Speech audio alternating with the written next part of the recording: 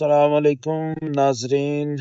सुबह बखैर। सुबह हो चुकी है और चौधरी नासिर साहब ने सिर ढक लिया है और आंखें खोल ली है और सरोज भाई भी अंदर से जागे हुए हैं, अभी आड़े कर रहे हैं और अभी उठते हैं जी। रोशनी थोड़ी थोड़ी हो गई है, 5:15 का वक्त है तकरीबन और हम मौजूद हैं नलतर वैली स्की रिजॉर्ट के मज़ाफात में कैंप के। ये नाजरीन कुछ सुबह के मंजर हैं और ये हमारा कैंप लगा हुआ है नलतर वैली में और ये कुछ मंजर हैं इस वक्त। अब चलते हैं, कोई हाथ मुंह धोते हैं और सुबह हमने जल्दी कोशिश करनी है झीलों की तरफ जाने की, क्योंकि आज हमने इस्तौर शहर भी पहुंचना है और टाइम बहुत शॉर्ट है और मुकाबला बड़ा सख्त है। नाज़रीन, इस वक्त तकरीबन 8 बज चुके हैं और हम लोग तैयार हो गए हैं। कैंप यहीं पे हम छोड़ के जा रहे हैं, सामान हमने सारा कैंप के अंदर डाला है। चौधरी नासिर साहब अभी तक पार्किंग से नहीं निकले और बस अब हम निकल रहे हैं लेक्स के लिए, नलतर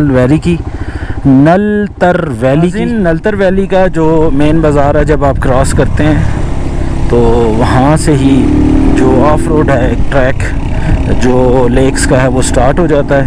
हम ज़रा ज़ीरो पॉइंट की तरफ आए थे, स्की रिज़ॉर्ट की तरफ, और वहाँ से अब हम वापस उसी ऑफ रोड ट्रैक की तरफ जा रहे हैं जिस पे हमने लेक्स को एक्सेस करना है। देखते हैं कि बाइक्स पे हम ये कर पाते हैं या नहीं कर पाते।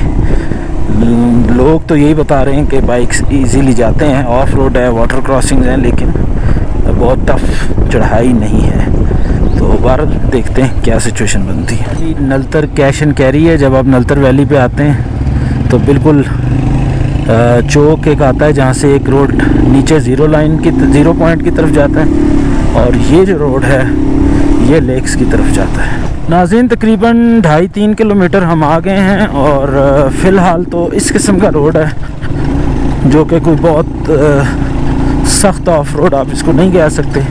बाइक्स आराम से आ रहे हैं, कोई सीरियस चढ़ाई भी अभी तक नहीं आई, रास्ता सीधा सीधा है। और सबसे जो अच्छी बात है वो ये है कि पत्थर और मिट्टी इस तरीके से मिक्स नज़र आ रहे हैं कि बारिश की सूरत में मुझे नहीं लगता कि यहाँ पे कोई बहुत ज़्यादा कीचड़ या इस किस्म का मामला जो है वो हमें देखने को मिलेगा। छोटे छोटे पत्थर और मिट्टी मिल के जो है ये कंपोजिशन है और बाइक्स ऑफ रोड ही होता है, लेकिन बहरहाल बाइक्स पे कोई ऐसा सीरियस टफनेस अभी तक नज़र नहीं आ रही। आगे देखते हैं। नाज़रीन, पानी वाला रास्ता भी बीच में से आ गया है। काफ़ी सारा तो मैं फिल्मा ही नहीं सक रहा क्योंकि कैमरा और ऑफ रोडिंग ये थोड़ा मुश्किल हो जाता है।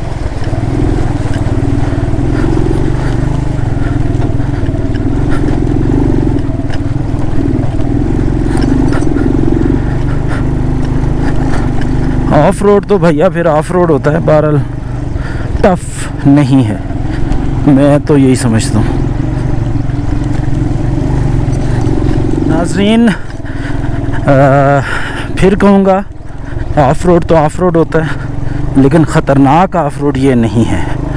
और बीच में कुछ काफ़ी सारा पैच ऐसा आता है जहाँ पे पानी जो है वो रोड जो है वो बेसिकली पानी की नाला आप कह लें, छोटा सा, उसमें से आपको गुज़रना पड़ता है। और वहाँ पर थोड़ा सा अगर आप टेम्पर लूज़ करते हैं या आप अकल का इस्तेमाल नहीं करते तो हल्की फुल्की आपको प्रॉब्लम हो सकती है। लेकिन मैं जो बार बार कह रहा हूँ कि ये आसान ऑफ रोड है, उसकी वजह ये है कि इसमें ख़तरनाक कुछ नहीं है, या बाइक जाएगा या रुक जाएगा।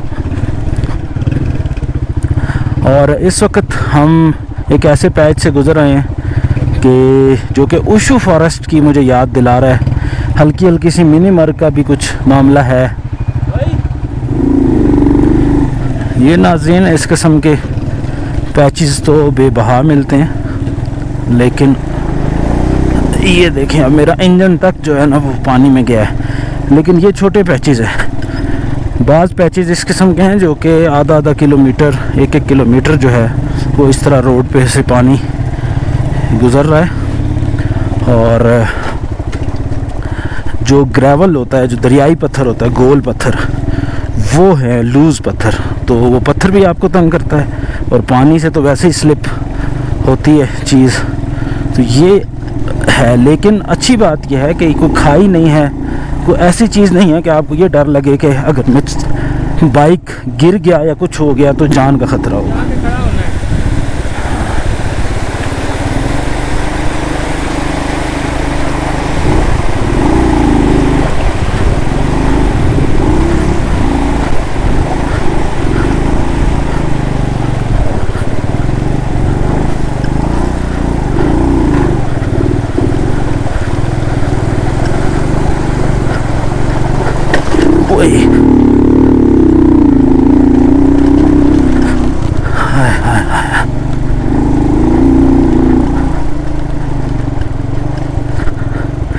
इस किस्म की वाटर क्रॉसिंग्स हैं, ये थोड़ी सी टफ हैं। बाकी जो रास्ता है वो एग्जैक्ट इस किस्म का जो अभी नज़र आ रहा है। बस ये है कि किसी जगह इसमें पानी चल रहा है और किसी जगह ये सूखा हुआ है। चढ़ाई कोई ऐसी सीरियस चढ़ाई इस पूरे रास्ते पे अभी तक नहीं आई। तकरीबन हम 7 से 8 किलोमीटर आगे 14 किलोमीटर का ये पूरा ट्रैक है। क्या बात है जी, क्या बात है, क्या बात है। ये आ गई है जी सतरंगी झील। क्या बात, क्या बात, क्या बात है जी। तो नाजरीन, इस वक्त तकरीबन 14 किलोमीटर का ट्रैक हमने नलतर 0 पॉइंट से किया है। और जो पहली झील है नलतर वादी की वैली, नलतर नाम बड़ा जो है ना बोलने में स्लिप ऑफ टंग हो जाता है। नलतर वैली की जो शोरा आफाक झीलें हैं, पहली झील पर हम पहुंच चुके हैं। और आप ये देखें क्या सफाई यहाँ मेंटेन की हुई है और क्या खूबसूरत पानी है, क्रिस्टल क्लियर। और इस किस्म का क्रिस्टल क्लियर पानी जो है ना वो क्रिस्टल लेक जो मिनी मर्ग है वहाँ मैंने देखी थी, लेकिन वो बेसिकली छोटा सा पॉन्ड है। और ये देखें आप, क्या बात है। ये जानवर जो हैं यहाँ पर चर रहे हैं इस वक्त। और क्या खूबसूरत लेक है जी, क्या खूबसूरत है। ये आप नज़ारे देखें, ये नज़ारे देखें, ये देखें, ये देखें, ये देखें। और ये डिस्कवर एजे के भी आ गया जी बीच में, यह देखो जी, क्या बात है जी। इसलिए कहते हैं कि इसमें मुख्तलिफ जो कुदरती मंज़र हैं, जैसे पानी है, जैसे ये अंदर जो ग्रीन उल्ली हम इसको बोलते हैं, इसके बाद ये जो वाइट पैचेस हैं, इस तरह बता रहे हैं कि अगर आप अगले पोर्शन पे जाएं तो ब्लू कलर भी मिलता है। और ये कलर ज़्यादा आवेज़ा होते हैं जिस वक्त के धूप जो है वो सूरज इसको सही तरीके से हिट करती है, जो सनलाइट है। अभी भी आप देखें तो ये ब्लूइश जो शेड है वो आपको यहाँ पर नज़र आ रहा है। तो 3-4 कलर्स तो हमें भी यहाँ पे महसूस हो रहे हैं। सूरज चूँकि अभी उस आबोताब के साथ नहीं है, इसलिए जो है वो उस तरीके का शेड यहाँ पे मौजूद नहीं है, लेकिन जो है वो भी कमाल है जी, कमाल है जी।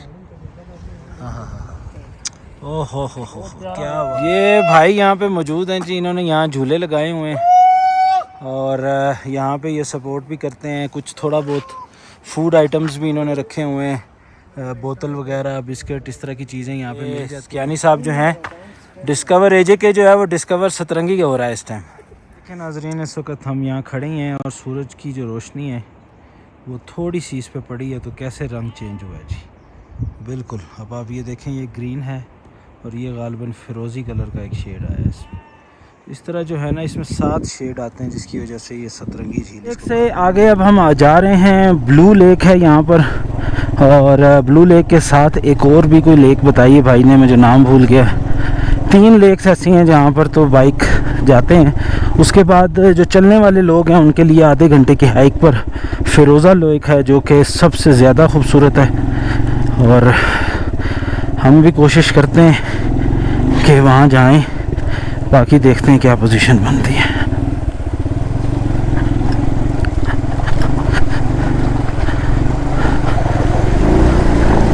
ओए होए ओए होए, पूरा पूरा बाइक जाता है जी अंदर। लेकिन बस ये बात है कि राइट लेफ्ट कोई खा ही नहीं है, बंदे को ये डर नहीं होता कि गिरा तो कहाँ जाऊँगा।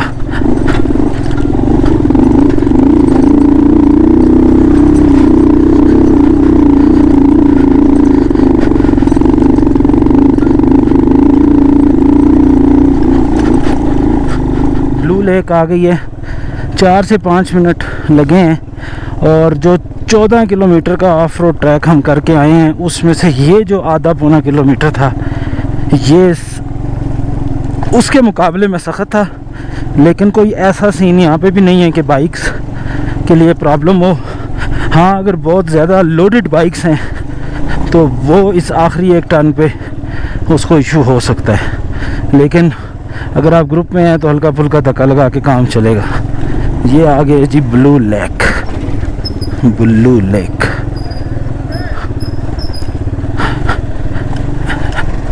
यहाँ कहीं रोकते हैं और देखते हैं कि